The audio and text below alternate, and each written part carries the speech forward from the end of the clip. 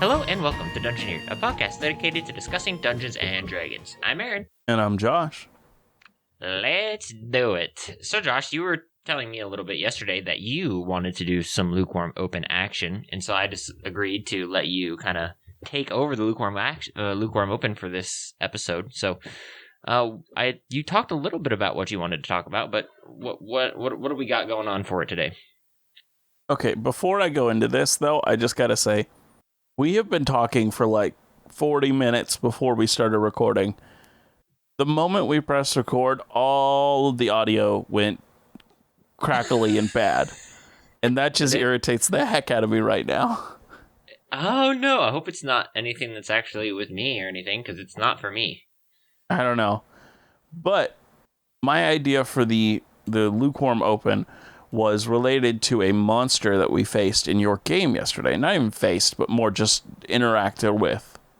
Could you go into details on who/what is this creature and what we saw yesterday? Okay, so my question with that would be, do you want me to, like, describe what they are? Do you want me to, like, what do you... Because I don't want to, like, give you spoilers for the game, because he is somewhat, they are somewhat an important figure. As important as we're going to kill him next session, so as important as that can be. Yeah. I'm actually, though, before you go, I'm actually a little bit more interested in your perspective on what you, like what you pictured him as. Okay. I'm a little bit more interested in that, actually. So it's this darkness that seemed to be... So I'm just going to start from what I believe its origin is. Yeah, do it. This guy created this evil darkness monster. Like the fog from Lost. That... Okay, that's a pretty good description. It is. And he created it in this dwarven fortress because he wanted these things that were in the dwarven fortress, specifically this like gem crystal thing, to be protected and to kill all the dwarves. He didn't really need the second thing done, but he knew that this creature would get it done. It was this kind of fog creature that kind of, as it killed, it seemed to grow in power, I'm assuming, because it seemed to have almost like it's pulling its power from the dead bodies around. It seems like he did some sort of an evil ritual, killing some of these dwarves to create it in the first place, but that was all so long ago we don't have any proof of that.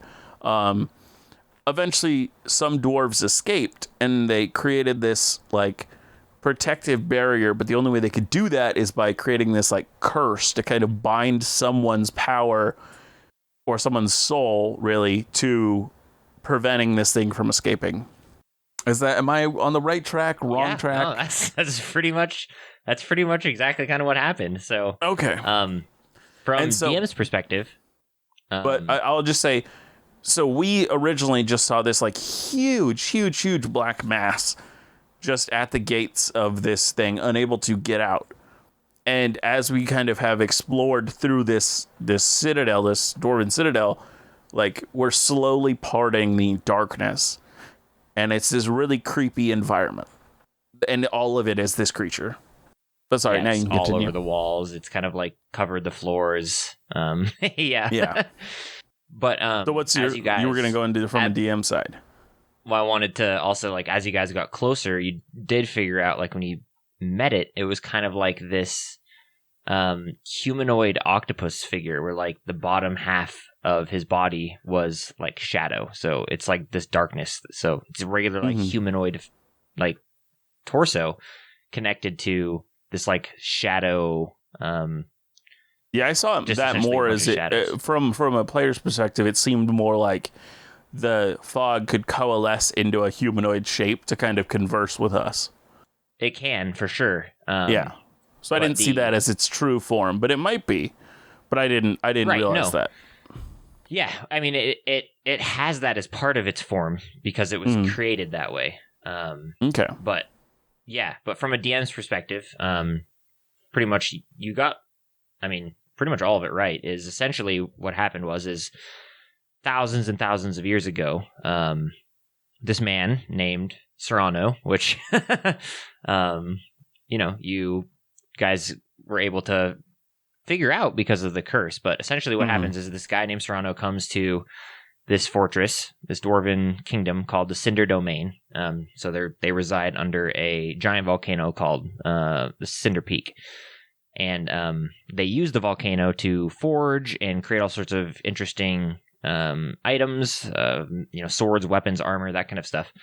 And Serrano comes to the fortress and essentially decides, hey, I need either A, you guys to cooperate with me and produce things for me in order for me to take my kingdom, or B, I need your bodies for, as you know from throughout this campaign, his kind of like weird monsters he likes to create, or at the very least that he surrounds himself with. Yeah. And so the best way for him to do such a thing is he can't go to like a normal city above ground, because if he does that, then people are immediately going to get angry. Like the world is going to see this kind of atrocity and this, humanitarian crisis and immediately react. So he decides instead to go underground. So he goes to the Cinder Dwarves. He bargains with them in a way, bargains with the Cinder King, and essentially tricks them. So this is just kind of, you can all figure this out by talking to the Cinder King. So this is why I'm even saying it, because you're probably going to learn it next session anyway. Yeah, we're going to figure out next session. Yeah. He bargains with the Cinder King and essentially tricks him and backstabs him. And by doing that, he sacrifices the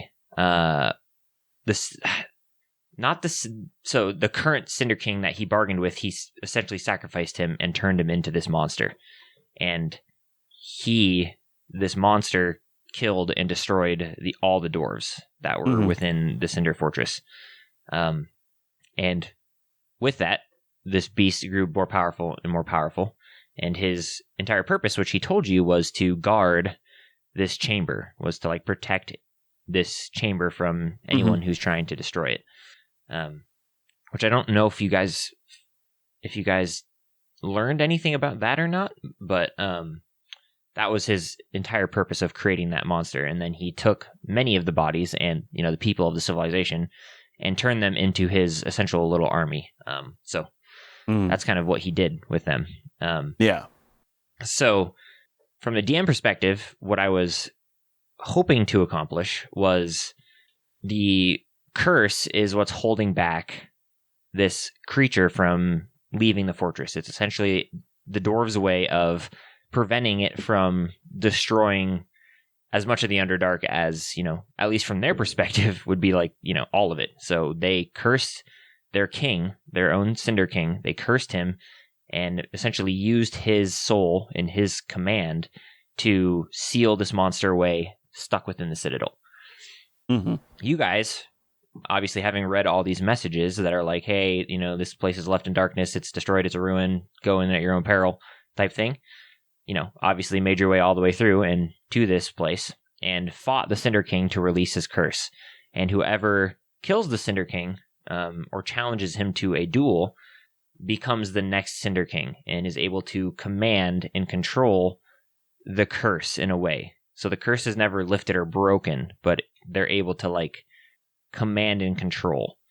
And so only to how strong their will is. And so as you guys killed the Cinder King and Azrael became the new Cinder King, you're able to like, as you walk through this, these hallways of darkness, you're able to like move the darkness using your will and your command power. And that's what Azrael did. And you guys were able to, go through, see all the different Cinder Kings, see the auditoriums, and it's like, whole citadel and fortress. And then you guys came to the final room where you met this figure named Zendar, and his name is Zendar, and he told you a bunch of information about the gods and, his perspective on, So the reason why I said we should do this, I would like to talk about this as a lukewarm open, is because I got inspired by this creature. Heck yeah. Like, I am for sure putting it into my next campaign. Not my current one, Yeah. but my next one. But what I'm going to do, so the way I saw this creature of shadow that had a physical form and was creepy and weird, and kind of the kind of way that it clung to the walls and kind of made exploration harder, and I just loved this kind of weird, creepy atmosphere that it was creating. And I was like, Yeah. I kind of want to have a creepy shadow monster in my campaign. Yeah. And I want it to They're really start fun. as something simple and something that the party can meet and talk with, but become something terrible and horrifying.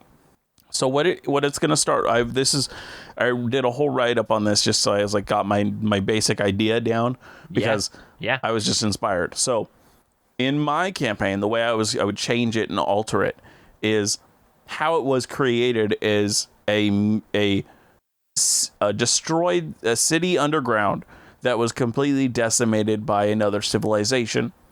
Everyone who died in the city had a just hatred and want for revenge against these people, that this kind of dark emotions kind of called to powers of this high magic setting, and kind of created this monstrosity, this shadow being. And originally the party would explore this underground ruined city, finding this creature, not seeing it as hostile, and will most likely leave it alone. Later on in the campaign, they're going to see it out and about in the upper world, the main level of the plane, as one of my favorite high CR monsters, a Nightwalker. Now I'm just going to read the Nightwalker's basic description from the Forgotten Realms wiki. A Nightwalker was a type of nightshade, a sentient undead monster from the plane of shadow, also known as the Shadowfell. It was unnatural and malicious, and it took delight in the corruption and suffering of others. It was a creature of both death and shadows, and had enormous powers over darkness. Now, these creatures typically there's not a huge amount of personality to them. And I kind of wanted to change that with this creature, so they would meet them, become almost not even friends, but just like not enemies with them early on in the campaign. Yeah. No, and this thing would then have its goal be killing this society of people who attacked the town, because it was made from the hatred and want for revenge of these citizens. And so this society it's probably been hundreds of years since they actually destroyed this other civilization. So anybody living at that time had nothing to do with it. Nothing at all. They're completely innocent in it. And it's going to be this way of making this later on higher level monster, which is probably, I don't know how much of a story arc I'm actually going to give it. It might just be like, not even a random encounter, but like there's not going to be a lot of like research and studying. It's going to be, there's a giant monster, please stop it.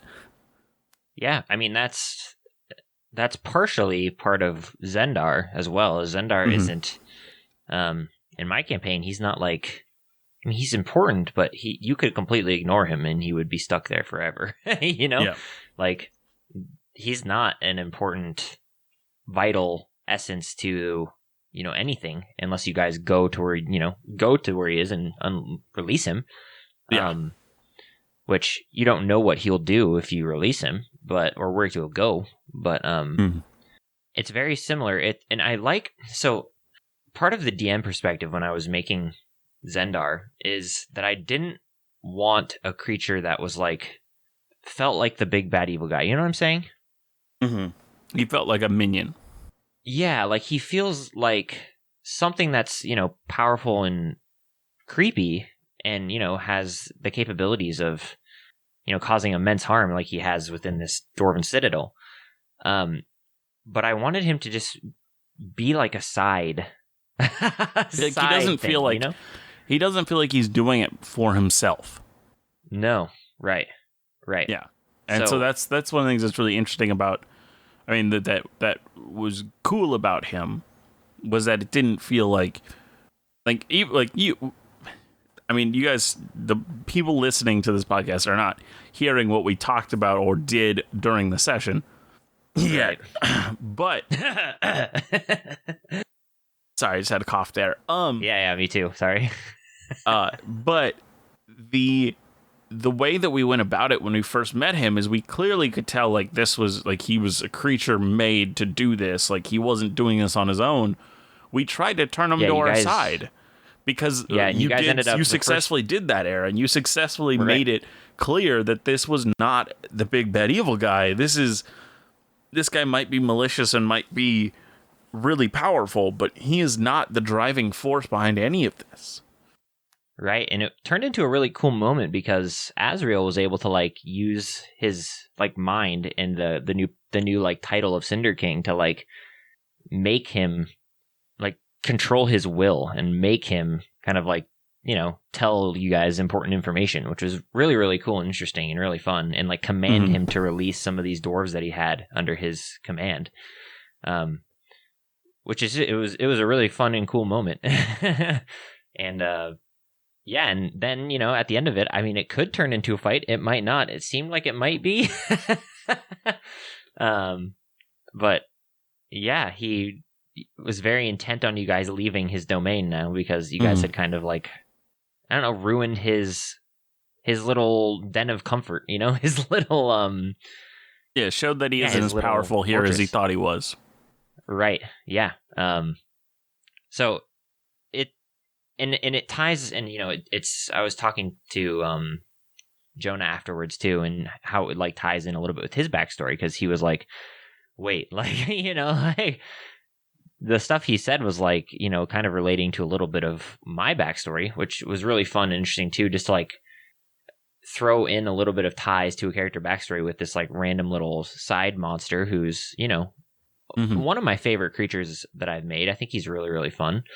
Especially because like you're introduced to him like in a combat that was, so for those listening, they were introduced to this creature before they even entered into the Citadel, because their combat with the Cinder King, this creature was influencing. So he was expanding out darkness. He was like shooting out these like tendrils of darkness that would like attack people and hurt people, which that combat was really close to being a disaster. Oh, it was so close to a TPK, my man. It was. But I do also say, I think this is really interesting what we're talking about, but I think I have to cut it off here. Yeah, it's we're running long. It's going to be a whole episode. Yeah, for sure. But yeah, the main thing I wanted to talk about in this lukewarm open and say was, it doesn't, like, you can be inspired and create things off of other D&D games. Yeah, like, absolutely. It's not theft or any, like, there's not a problem with it. It's not, you're not any less for taking from another D&D game. Just because it's already built into a D&D world doesn't mean that you can't use it in unique ways or change it or just like a little bit of it and twist it and like, let's try this. Yeah, and you know, it's also like, you know, as a DM, it's also like, I like it when people are like, oh man, like I like this monster that I want to take it and put it in my world, you know, or at least like, yeah, it's a compliment more than anything else. Yeah, but also, and I'm like, I mean, that's so cool. Like it accomplished what I was trying to set out and happen within the session, you know, like, yeah, and as you heard, like his accomplishment, like the thing that he was going for, is very opposite to the thing I'm going for with my version of the creature. Right. No, totally.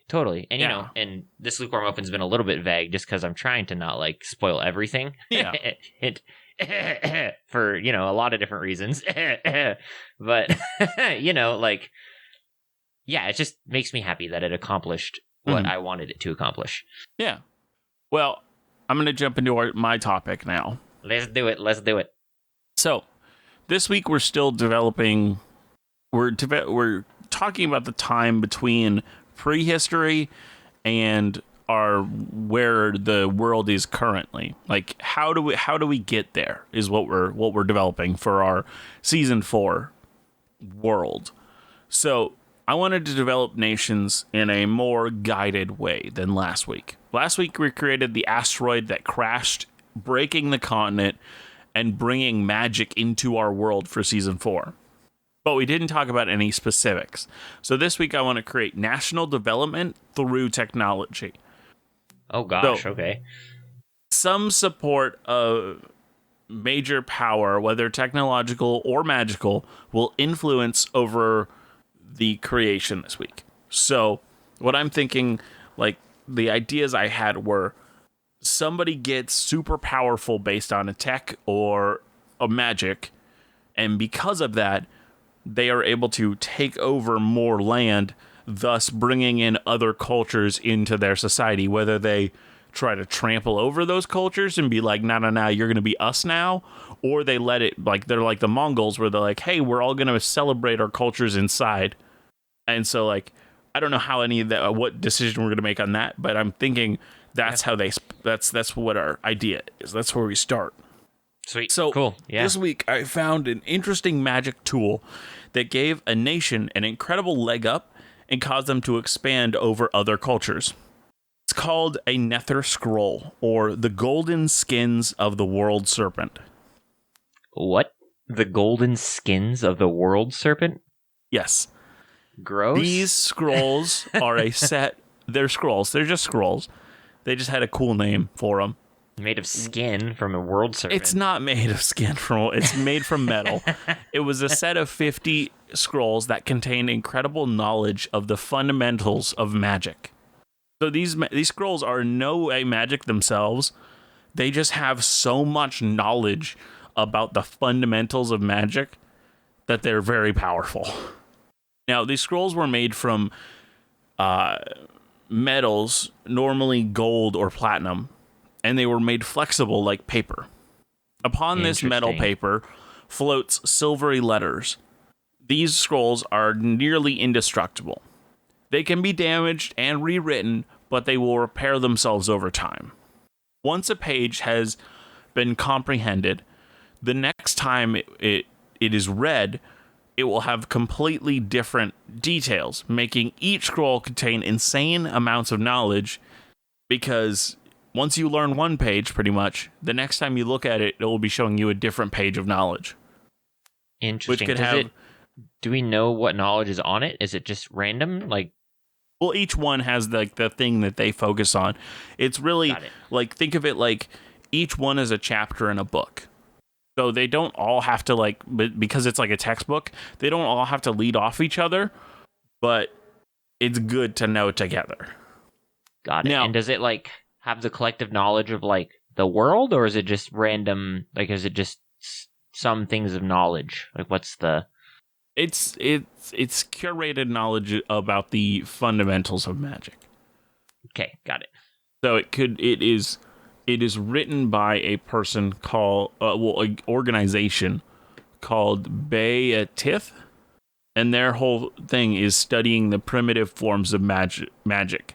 And this is like early, which, when we were talking about the second Sundering that happened, when the world was just being like completely changed and crazy for the 5th edition setting to be perfect for what they wanted, that was in 400 DR.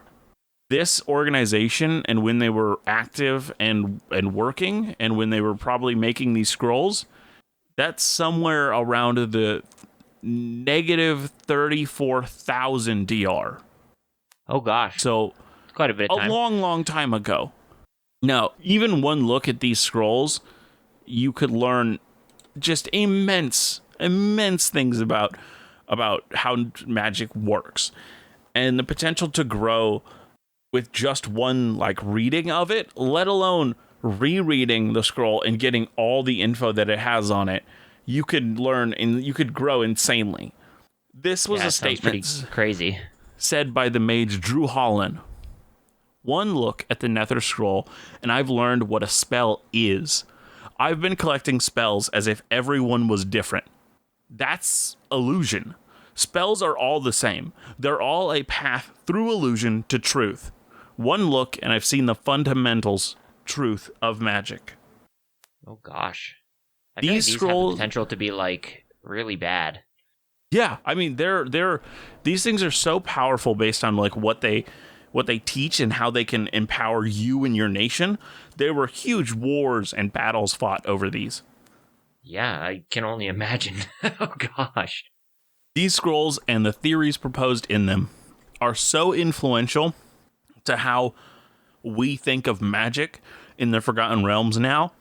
It is said that every spellcaster knows bits and pieces of the knowledge from these scrolls, whether they know that this is their source or not, because it's such fundamental knowledge of how magic works.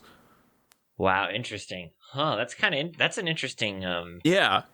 Now, some of you might have guessed this already, but these scrolls affected the world in quite a few ways, more than just by teaching the world the use of magic in a new way. As I said already, there were definitely wars and conflicts over them, but one of the biggest effects that it had was upon the Netherese society. Now, Aaron, do you remember the Netherese society? If I said yes, I would probably be slightly lying. I remember the name.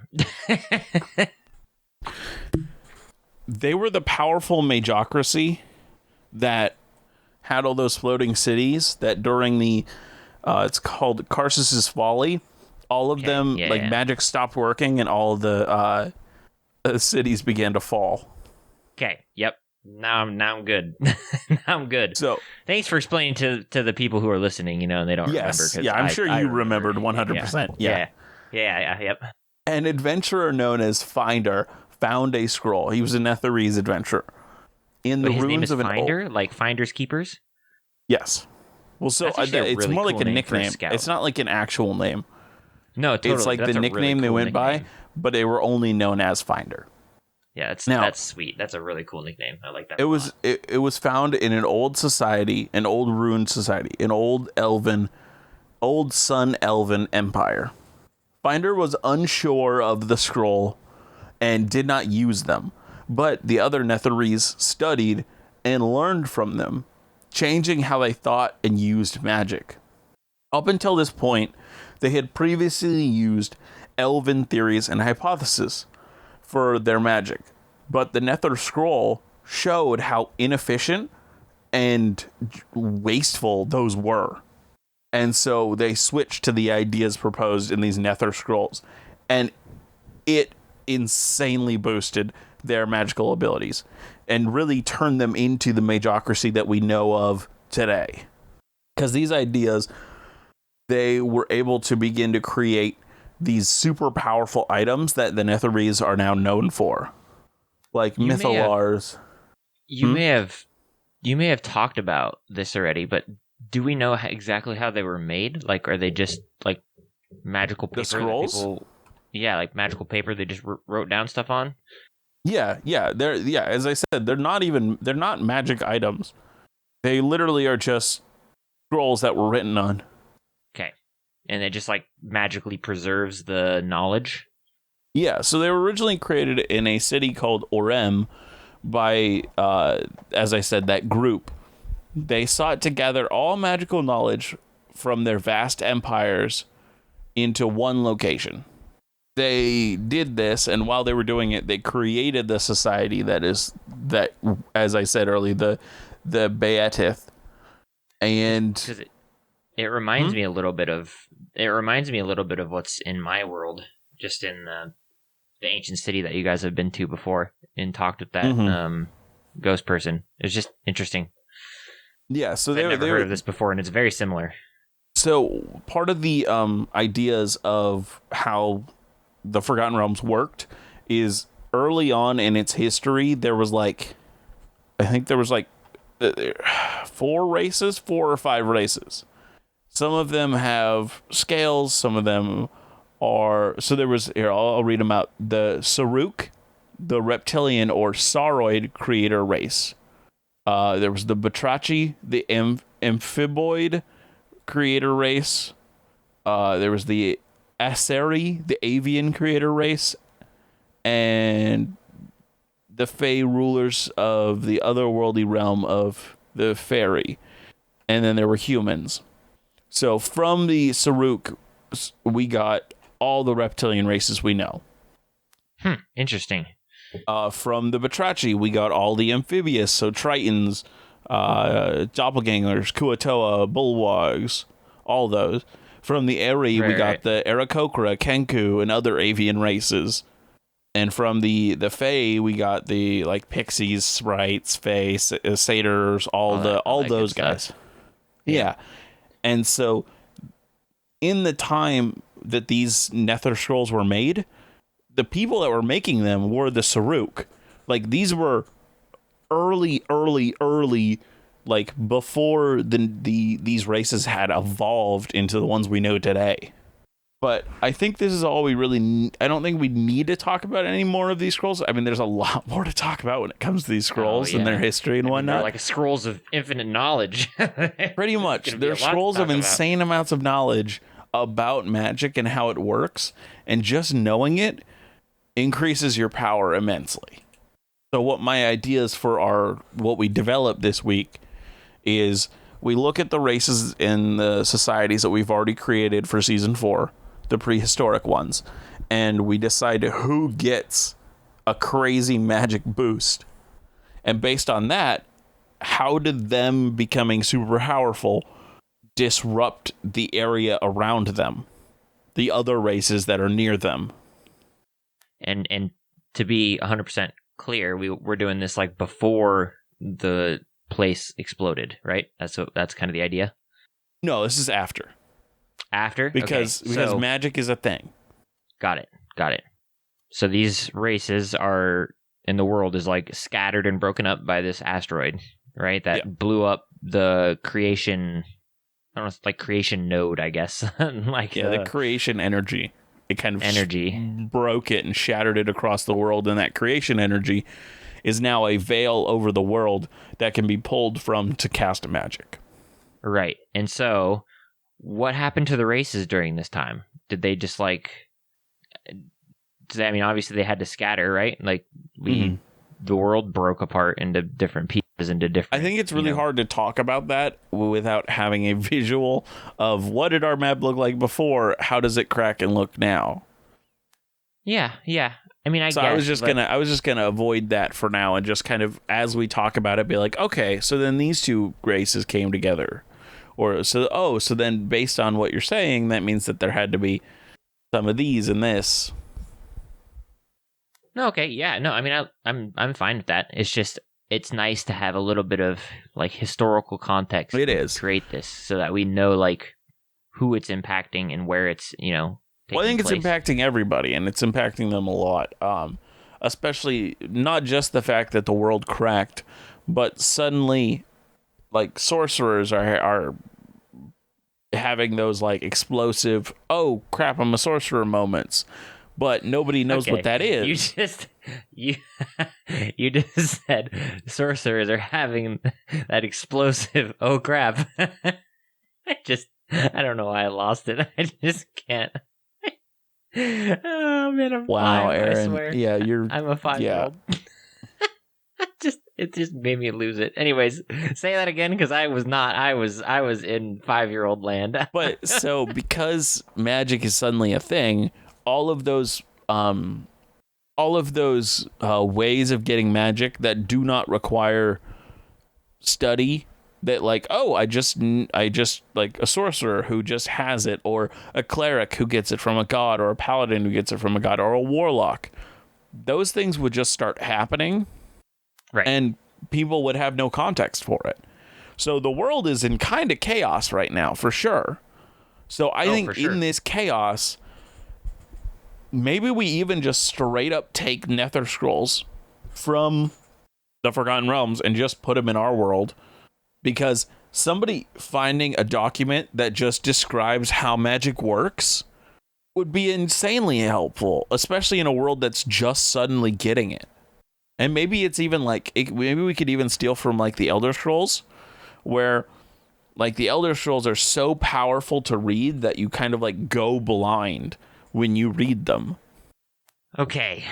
I definitely agree that I want something that like gives people like a knowledge and an understanding, because I think that's kind of important and crucial that happens in this moment where like people are, experiencing all these magical, powers and prowess, with no context whatsoever besides that their world has just been completely shattered, which would be incredibly Sorry, I do have a question real quick. Yeah. Do you think, because now that the energy has dissipated in our world, I will say for people who haven't listened to previous episodes, one of the things we made is this energy that we just said exploded and kind of spread magic throughout the world. How it worked before is if enough people believed, something would be the case. So that would happen, and that's how gods were created originally. At that point, there was no magic. So do you think that either when it exploded, a god of magic was created, or is there no god of magic? Well, my initial thought, because I was thinking that if you want knowledge of magic to be a thing, maybe it could somehow be related to this new god of magic. Well, that was actually kind of where I was going, was like some sort of like sentient being that has this knowledge, but then at the same time, if we're thinking about a sentient being that a group has control over or like can talk to, I mean, obviously it would give them a huge advantage, which is what we're looking for, right? Mm-hmm. So the question is do I want a like being of magic, like a creature that was created that has all this like innate knowledge of magic, which could be really interesting for like a society to find this like innate creature that knows. And I think it's almost like infantile in its understanding of how the world works. Well, that was my thought, yeah, and so I think what is going to happen, because I don't think they still have this benefit over everybody else.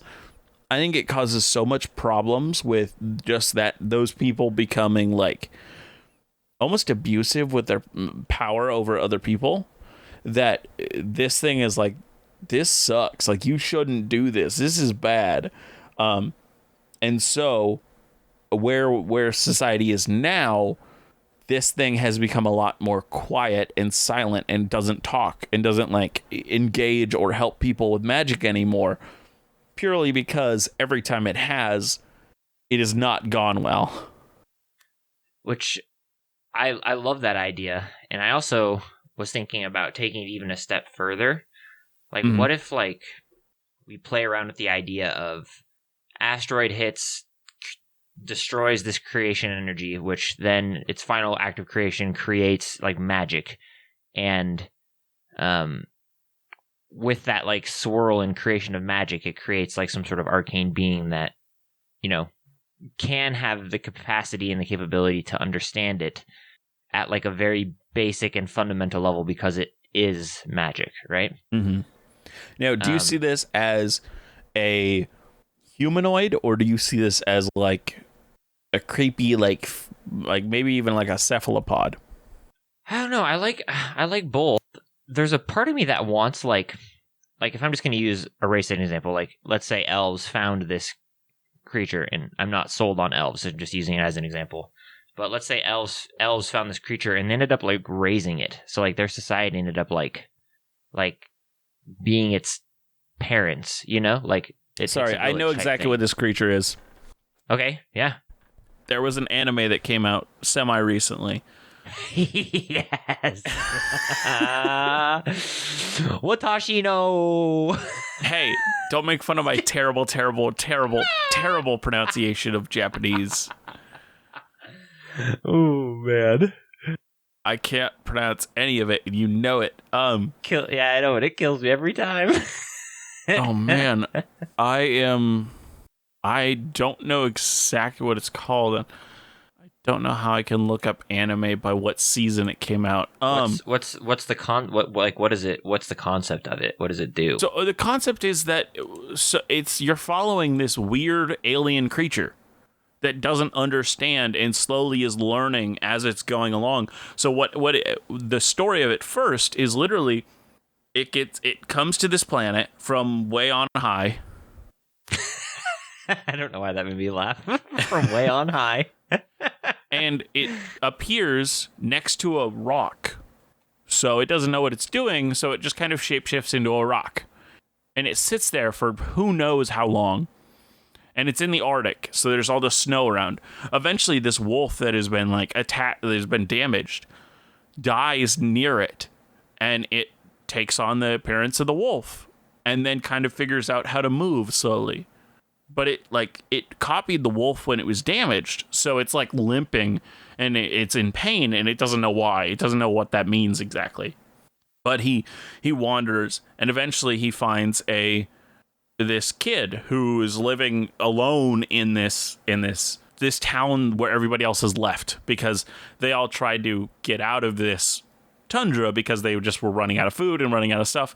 But he stayed behind to care for the older citizens that couldn't leave. Now all the older citizens had died at this point, and he was just there alone. So when eventually this kid dies, and this creature then takes on the appearance of this kid, and he continues exploring, and he's just slowly learning.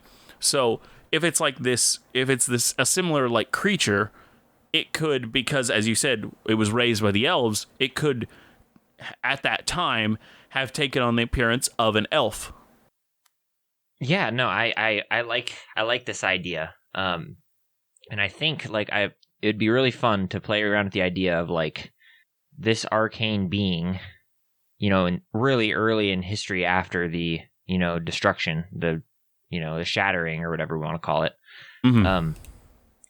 Like a temple or like a monastery, like a monk monastery is formed around it after a while, because they start realizing, it knows so much about the world after it has time to like take it in.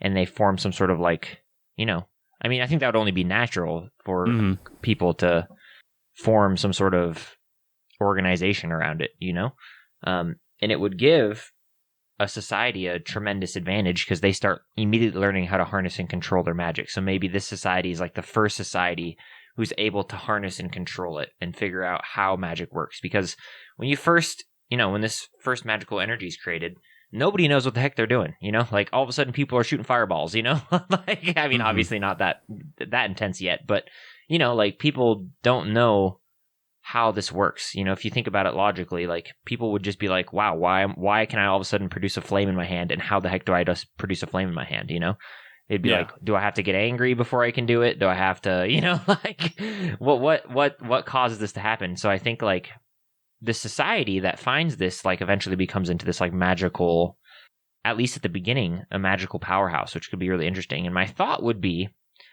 that the halfling nomads, because they're very nomadic in nature and their society wasn't built on like a single, an area, because they kind of roam, they end up like rescuing, I don't know what the proper word would be, but they end up like creating this like pretty big society of tons of races, because everybody's displaced, right? Tons of things happen where people are displaced and are trying to escape, the various cataclysms that have occurred because of the shattering. Yeah. And they end up like forming a pretty decent sized group of nomads of all different races, dwarves, humans, halflings, elves, and they find this creature and they raise it like it's a refugee, like it's their own, right? And initially they don't like fully understand what it is, and they treat it just as if it was, a wandering nomad like themselves, until they start realizing the power behind it. And then they settle, the groups of nomads finally settle after discovering what this is. Like maybe they even split into two different groups, and one group ends up forming this civilization around the concept of controlling magic. And so they form this like great civilization of magic and understanding of magic, which I think would be really fun. Thoughts? I like it. I like the idea After my TED of Talk? Thanks for coming to my TED Talk, by the way. I like the idea of the displacement bringing all these races together I like that. And my other thought would be too, like, what if, so magic the knowledge of magic kind of has to spread. And, obviously, eventually through study and stuff, humanoids can figure out what magic is and how it works. But it could be interesting if there was like some sort of dividing factor between these nomads. and like they split into like 60-40 or whatever, and 60% settled and became this great civilization, while the others kept wandering and was spreading the news of magic, like spreading the knowledge of magic, which could be interesting as well if we wanted to do something like that. And they became known and are famous, and maybe even they still partially exist today, of like these wandering nomads who are okay. Hold on, very. So I like this. But what if what it is today is all wizarding or magic colleges are almost nomadic? So the wizarding colleges aren't stuck to a stationary place because of this history, because the history of it is this group who continue to travel and spread the news of magic. I think that could be really cool, and I think it'd be really fun if like it's a bunch of wizarding schools that like fly, that are they literally just travel from place to place, and maybe when there's not one there, maybe each like major city has a plot of land for a wizarding college to sit when they visit.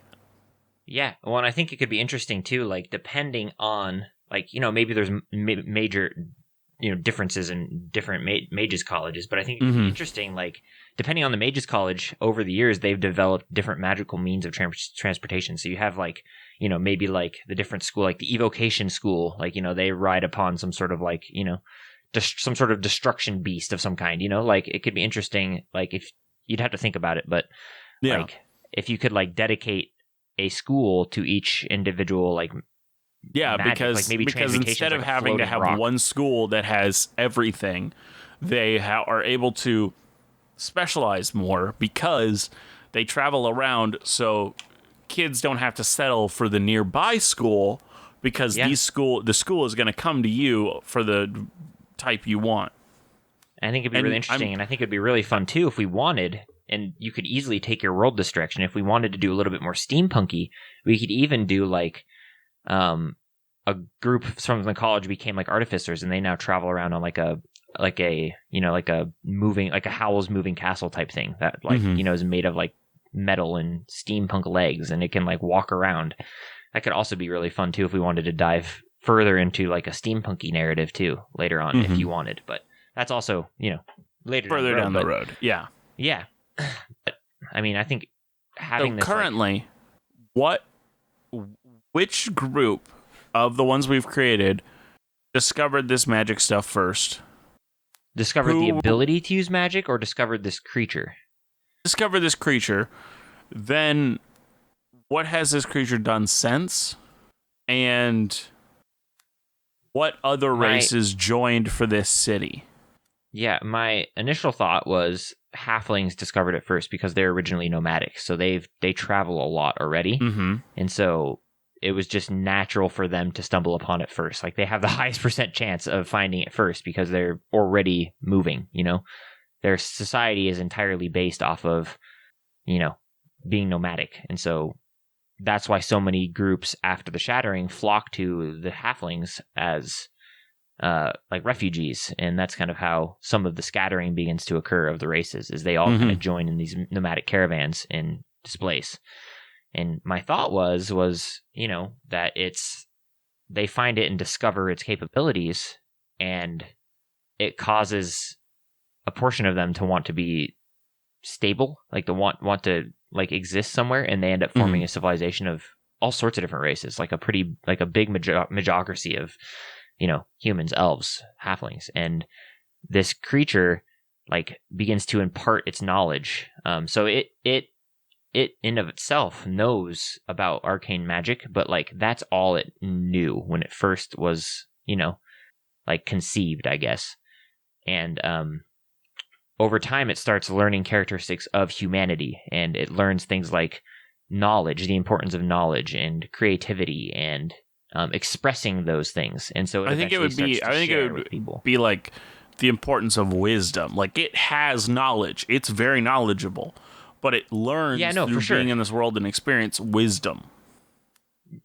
Definitely no. And I the reason I was just, it starts to learn about like what is important to humanity, and starts to take on some of those concepts as well. So like it's already very knowledgeable at the beginning, but it doesn't have the idea that preserving and sharing knowledge is important. And so it learns that from society and starts to share and, communicate with society about what magic is. So I think like initially what I want it to be is like a baby, I guess, like a child that, while already has incredible amounts of knowledge, this child, but it doesn't know anything beyond its, innate knowledge of magic. And so it just slowly starts to learn through society. I have two ideas about what this creature is.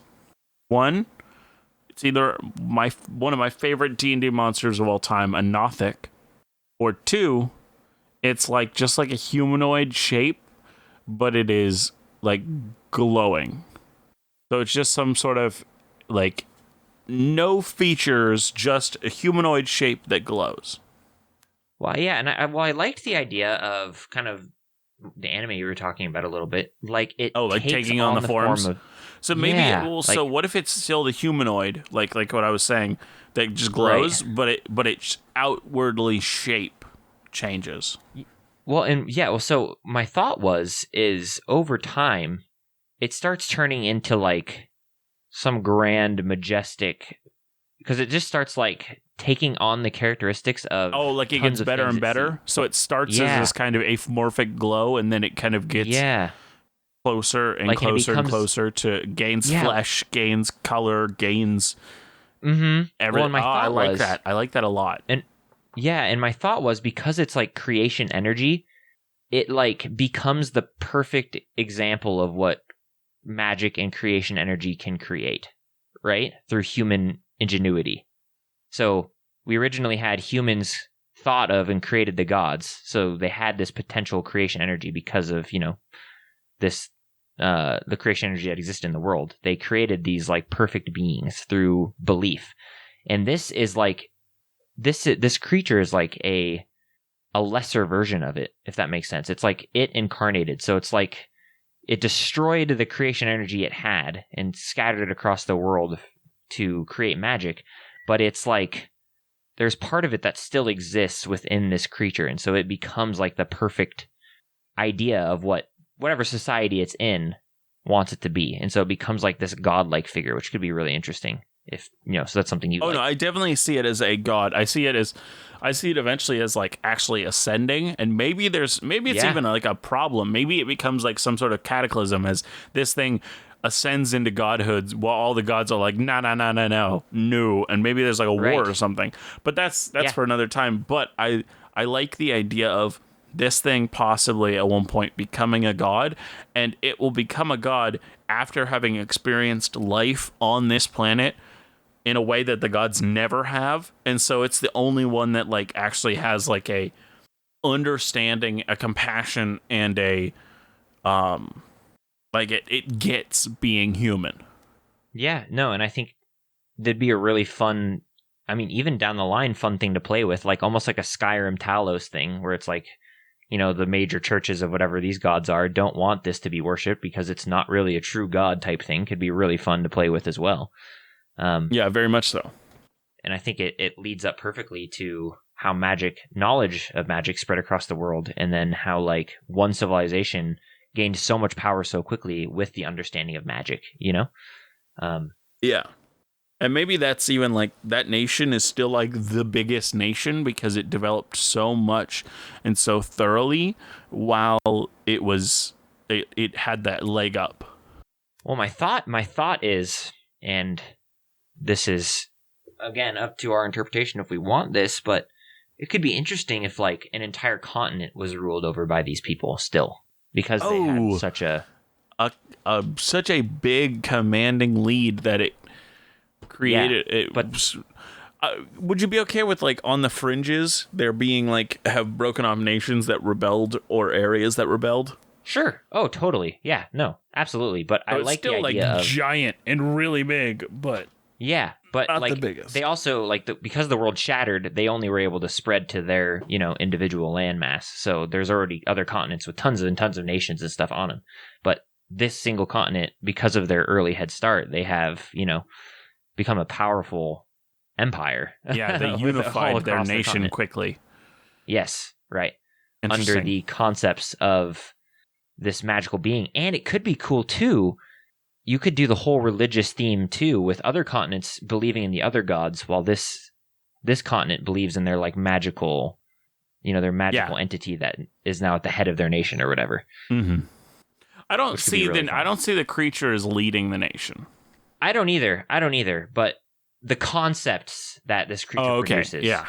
Yeah. No, I don't see this creature as like a leader. Maybe like a leader of a monastery or something, but not like, not like a emperor or anything weird like that. Mm-hmm. If it even is still around on the continent, but that's for another discussion too. But for sure, I think that could be really, really fun and interesting. And it started out as a literal like baby, literal child. Now, how do you think, since we're developing this nation, how do we think that with the abilities of a lot of magic power, how did they keep such a large country like happy? Like how did they not break apart more? How did they unify so well?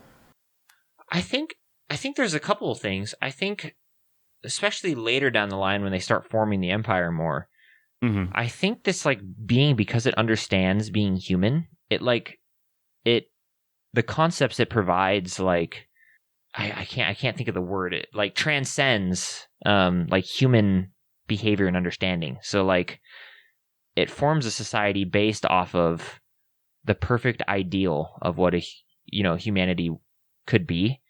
And so like it helps keep the nation founded under one principle of magic and arcane discovery and knowledge and growth. And like, because this being would be such a huge influence, I'd imagine, that it really would implement these ideas onto a society, and the society would be united underneath these ideas.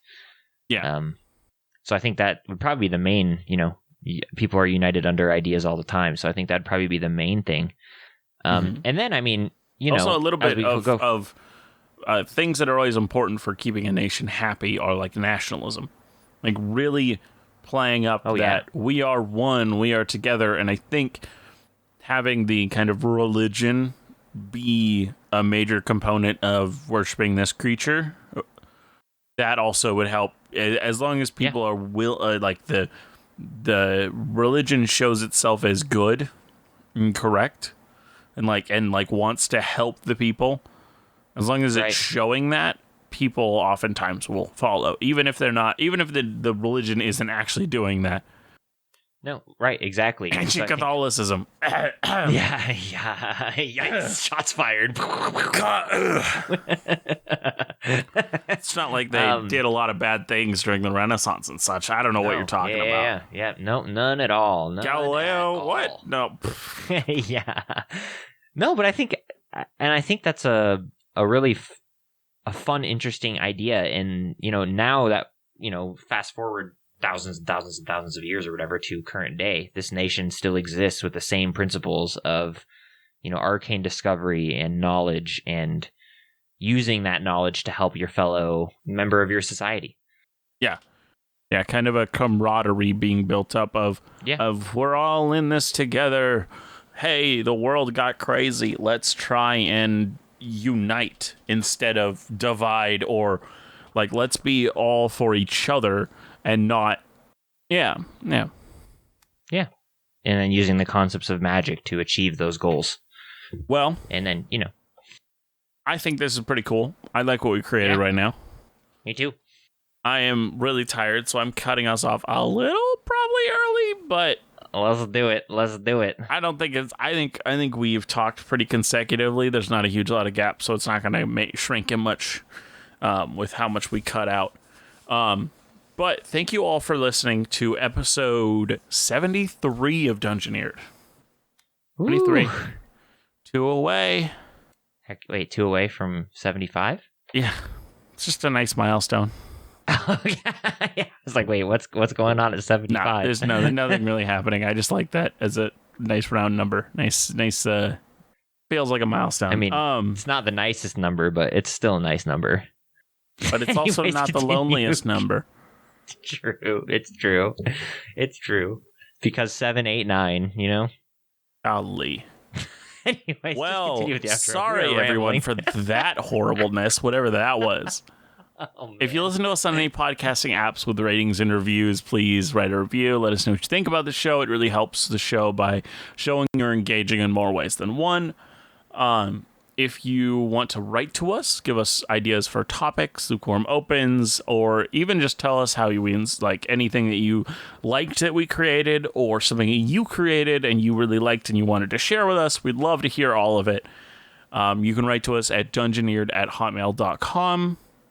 Mm-hmm. Anything else to add, Aaron? No, sir. Okay, cool. Well, as I always say, always remember to be the sharpest barrel in the bunch. See you next time. Bye.